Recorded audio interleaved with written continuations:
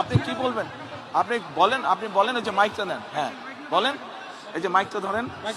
ভাইয়া আপনাকে আমি ছোটকালে দেখছি। আচ্ছা, আপনাদের যখন পেয়ারা গাছ ছিল, কেয়ারফুল। আমি অনেক পেয়ারা চুরি করে খাইছি, আমাকে ক্ষমা করে দিবেন ভাইয়া। আচ্ছা, ওটা কোনো আমি বিষয় যখন না। ছোট ছিলাম, আমি এই জায়গার স্থানীয়, মিরপুরে আমার বাড়ি। আচ্ছা। আমি ভোটার। আচ্ছা। আমার এই জায়গার স্থানীয় ভাই। আচ্ছা। আমার ভাইয়াকেও চিনেন, পারভেজ পাটারি আমার ভাই, আপনার বন্ধু ছিল। এত বছর পরে হয়তো যোগাযোগ নাই ভাই। আমি দুঃখের সহিত আপনাকে বলতে চাই, আমরা অনেক অপেক্ষা করছি আপনাদের জন্য, কিন্তু আমি কখনো ফেজ হইনি। ভালোবাসছি খালেদা জিয়া। আমার আম্মার সাথে অনেক ভালো সম্পর্ক ছিল।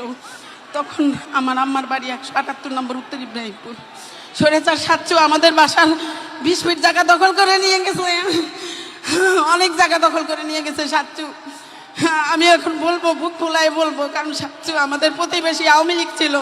আমাদেরকে 17 বছর জ্বালায় মারছে। আমার ছোট ভাইকে জেলে নিছে, আমার মেজো ভাইকে জেলে নিছে।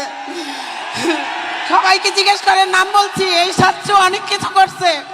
আমাদের 20 ফিট জায়গা 178 নম্বরে অনেক জায়গা দখল করে নিয়ে গেছে। এখন আবদার ভাইয়া, যাদের যাদের জায়গা নির্যাতন হয়েছে তাদেরকে আপনি একটু সহযোগিতা করবেন।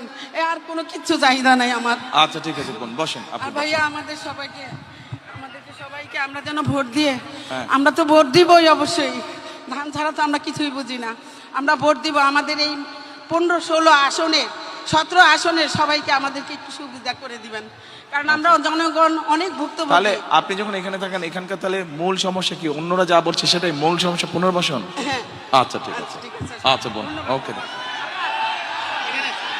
আর শুনেন এ বোন, আপনি আপনার যেখানে থাকেন ওখানে তো অল্প একটু জায়গা আছে না? বাড়ির উঠানে জায়গা নেই? অল্প একটু জায়গা। 12 কাঠা ছিল জায়গা, 3 কাঠা নিয়ে গেছে। আচ্ছা, যেইটুক জায়গা আছে ওখানে পেয়ারা গাছ লাগাবেন, পেয়ারা হলে আমাকে এনে দিবেন। ভাইয়া ক্ষমা করে দিয়েন, অনেক পেয়ারা ঠিক আছে। খাইছি আপনাদের কাছে। ঠিক আছে, ওই পেয়ারা যেটা খাইছেন আমার গাছ থেকে নিয়ে আমাকে 2টা পেয়ারা দিয়ে যাবেন, ঠিক আছে? গাছ লাগাবেন আপনি।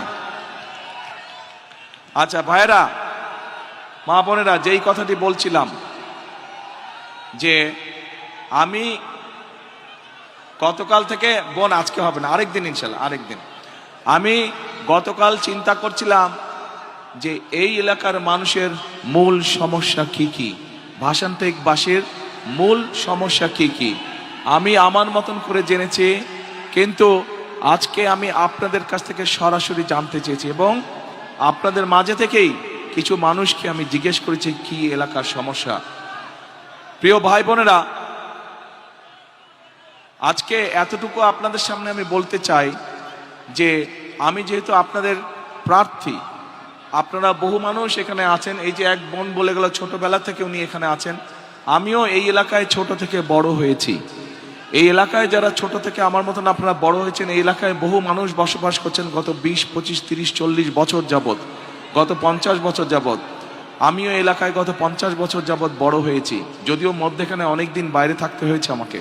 তারপরে আমি আপনাদেরই একজন।